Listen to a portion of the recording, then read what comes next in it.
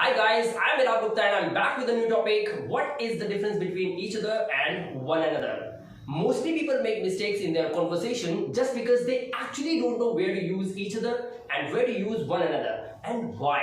So right now we are going to discuss about these two topics today. Let's get on the class. So welcome to my class. आज की इस class में हम सीखेंगे कि कैसे सेंटेंस के अंदर हम each other और वन अनदर का यूज करते हैं। सबसे पहले इसके कॉन्सेप्ट को समझिएगा। ये रेसिप्रोकल प्रोनाउंस कहलाते हैं। रेसिप्रोकल का मतलब क्या होता है? जैसे मैं आपसे बात करता हूं और आप मुझसे बात करते हैं, दिस इज कॉल्ड रेसिप्रोकल, जिसमें एक म्यूचुअल संबंध होता है दो लोगों का या दो से ज्यादा लोगों का, इसे बोलते हैं रेसिप्रोकल। ठीक है, तो यहाँ पे रेसिप्रोकल प्रोनाउंस हैं। एक देखिए यहाँ पर है ईच अदर, जो कि दो लोगों के लिए यूज होता है। अगर किसी सेंटेंस के अंदर दो लोगों की बात हो तो ईच अदर का यूज किया जाता है, लेकिन अगर कोई ऐसा सेंटेंस है जिसमें दो से ज्यादा लोग हो, मोर देन 2 पीपल, तब हम वन अनदर का यूज करते हैं। तो सेंटेंस से समझिए, बड़े ध्यान से देखिए, मैं आज इस टॉपिक को क्लियर करूंगा। लिखा है जूली और सीमा एक दूसरे को चलाती हैं। चलाती है मतलब एक दूसरे को मैनिपुलेट करती हैं। ठीक है, तो इस सेंटेंस को कैसे बनाएंगे? सबसे पहले हम देखेंगे कि हमारे पास दो सब्जेक्ट है, जूली और सीमा। तो जूली सीमा को चलाती है और सीमा जूली को चलाती है अपनी बातों से। तो कैसे बनाएंगे? तो हम लिखेंगे यहाँ पर, हम लिखेंगे जूली एंड सीमा। अब यहां पर क्या करते हैं? चलाती है, इसे वर्ड होता है मैनिपुलेट।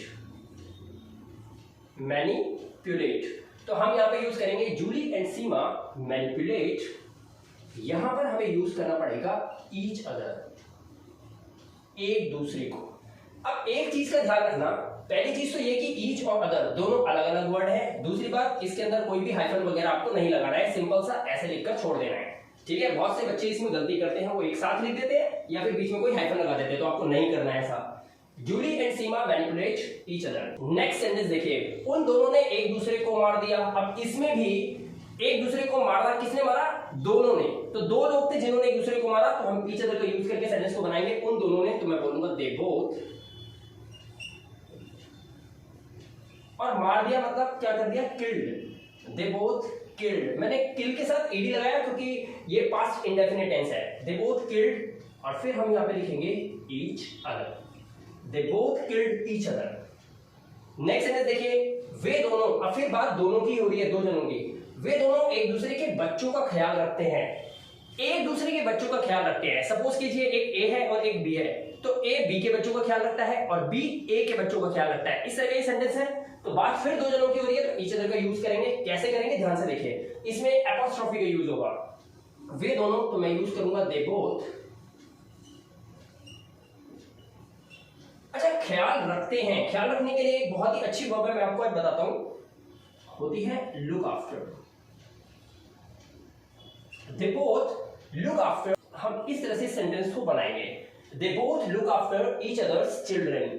हमने ईच अदर के बाद आप देख रहे हैं एपोस्ट्रोफी एस का यूज किया है, एक दूसरे के बच्चों को, एक दूसरे के बच्चे। इस के लिए हमने यहां पर एपोस्ट्रोफी यूज करा है। अगर आप एपोस्ट्रोफी एस नहीं लगाएंगे तो sentence would be incorrect, right?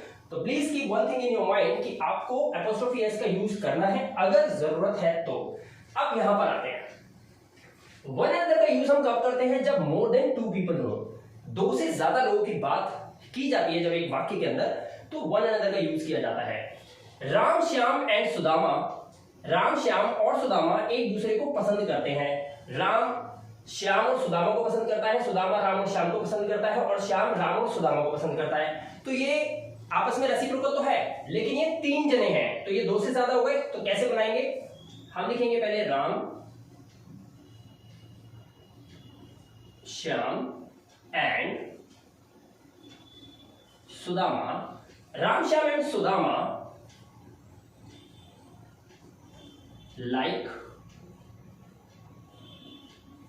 One another. हम इस तरह से यहां पर वन अनदर का यूज करेंगे। आप यहां पर ईच अदर का यूज नहीं कर सकते, क्योंकि यहां पर दो नहीं, दो से ज्यादा लोगों की बात हो रही है। लेकिन आजकल मैं देख रहा हूं कि नॉर्मल बोलचाल के अंदर इंग्लिश में लोग ईच अदर का भी यूज यहां पर कर देते हैं। आपको एक बात का ध्यान रखना है कि आप ग्रामेटिकली बिल्कुल भी गलती ना करें, राइट? तो एक जनरल ग्रामर के अकॉर्डिंग आपको इस तरीके से इस टॉपिक को समझना चाहिए। परिवार में हर कोई एक दूसरे को सम्मान देता है, अब देखिए परिवार कब बनता है? परिवार बनता है मम्मी पापा होते हैं, बच्चे होते हैं या और भी फैमिली मेंबर्स होते हैं, तो 2 से ज्यादा लोग जनरली होते हैं फैमिली के अंदर। तो परिवार में, तो पहले इसकी इंग्लिश लिख लो, तो आप लिखोगे इन फैमिली। आपने लिखा इन फैमिली कॉमा, उसके बाद हर कोई, हर कोई के लिए आप क्या लिखेंगे? आप लिखेंगे एवरीवन। हर कोई या हर एक, एवरीवन, हर कोई, एवरीवन एक दूसरे को रिस्पेक्ट करता है, सम्मान देता है, तो एवरीवन रिस्पेक्ट्स, एवरीवन रिस्पेक्ट्स। अब यहां पर ईच अदर यूज नहीं होगा क्योंकि फैमिली में 2 से ज्यादा लोग अनुमानित हम मान रहे हैं, ठीक है। रिस्पेक्ट्स हम यूज करेंगे वन अनदर। हम इस तरह से सेंटेंस को बनाएंगे, in family everyone respects one another. Correct. देखिए अब एक लास्ट सेंटेंस, टीम के खिलाड़ी एक दूसरे से हमेशा लड़ाई करते हैं। अब टीम में जनरली हम मानते हैं कि 5, 10, 15, 20 खिलाड़ी होते हैं, हमें पता है। तो ज्यादा लोगों की बात हो रही है, 2 से ज्यादा है। तो टीम के खिलाड़ी एक दूसरे से हमेशा लड़ाई करते हैं, तो पहले हम कैसे लिखेंगे? तो हम लिखेंगे द टीम प्लेयर,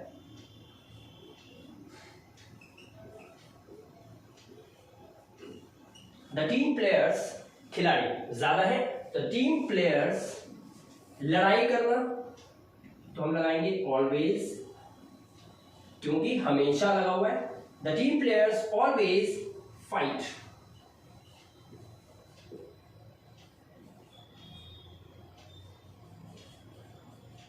और हमने यूज करा वन अनदर, तो हम बोलेंगे the team players always fight one another. Team के खिलाड़ी एक दूसरे से हमेशा लड़ाई करते हैं। इस तरह से आप वन अनदर का यूज करेंगे जब सेंटेंस के अंदर 2 से ज्यादा लोग हो।